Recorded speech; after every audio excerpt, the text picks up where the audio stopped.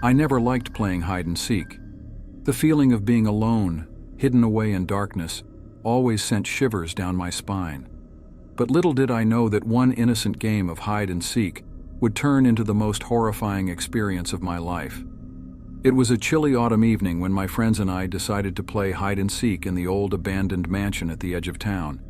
It was a place we had always avoided, surrounded by rumors of strange happenings and unexplained sightings. But that night, in the thrill of the moment, we brushed off the warnings and ventured inside. As the game began, I found a spot to hide in the attic, hoping to stay hidden until the seeker gave up. The darkness enveloped me, and the musty smell of decay filled the air. I tried to calm my racing heart, reminding myself that it was just a game. Minutes turned into hours as I crouched in the dusty corner, the silence broken only by the sound of my own breathing. Suddenly I heard footsteps approaching, slow and deliberate. I held my breath, fearing that the seeker had found me. But as the footsteps drew closer, I realized they were coming from above, from the attic's hidden crawl space. I felt a chill run down my spine as a figure emerged from the shadows. It was a man, dressed in tattered clothes, his face obscured by darkness. I tried to scream, but no sound escaped my lips. The man's eyes met mine, cold and empty, sending waves of terror through my body. Without a word, the man reached out a hand towards me, his fingers curling in a beckoning gesture. I wanted to run, to flee from this nightmare, but my body refused to move. It was as if I was rooted to the spot, trapped in the grip of an unseen force. I closed my eyes, praying for the nightmare to end. When I opened them again, the man was gone, leaving behind only a lingering sense of dread. I wanted to believe it was just my imagination, a trick of the mind brought on by fear. But deep down, I knew it was something more, something inexplicable and sinister. As I stumbled out of the attic, shaken to the core, I found my friends gathered in the main hall, their faces pale and eyes wide with fear. They had all seen him, the man in the shadows, each one recounting their own terrifying encounter. We knew then that we had awakened something dark and malevolent in the old mansion, something that had been lying dormant for years, waiting for unsuspecting souls to wander in its grasp. In the days that followed, strange things began to happen. Objects moved on their own, whispers echoed through the empty rooms, and shadows danced in the corners of our vision.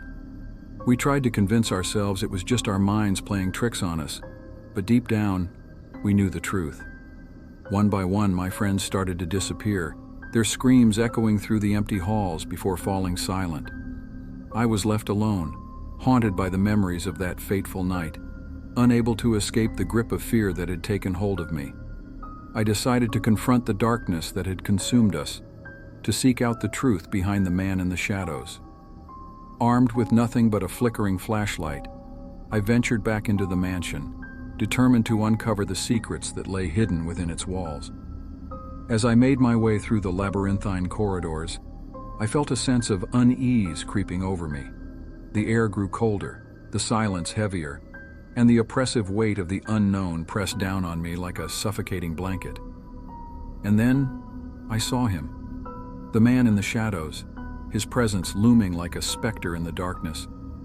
I could feel his eyes boring into me, his silent gaze piercing through my soul. I knew then that there was no escaping him, no turning back from the horrors that awaited me. I stumbled forward, drawn towards the heart of the mansion, where a door stood ajar, beckoning me to enter. With trembling hands, I pushed it open, revealing a room bathed in an eerie blue light.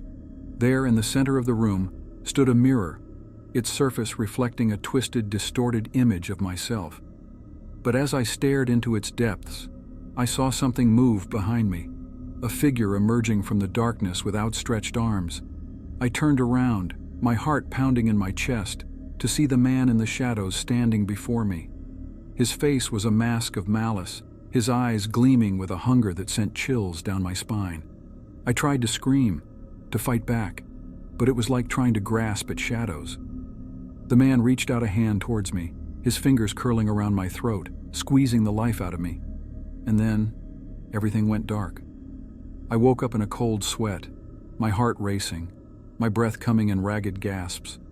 It took me a moment to realize that it had all been a dream, a nightmare born from the depths of my own fears. But as I lay there, trembling in the darkness, I couldn't shake the feeling that the man in the shadows was still out there, waiting, watching, ready to claim me for his own.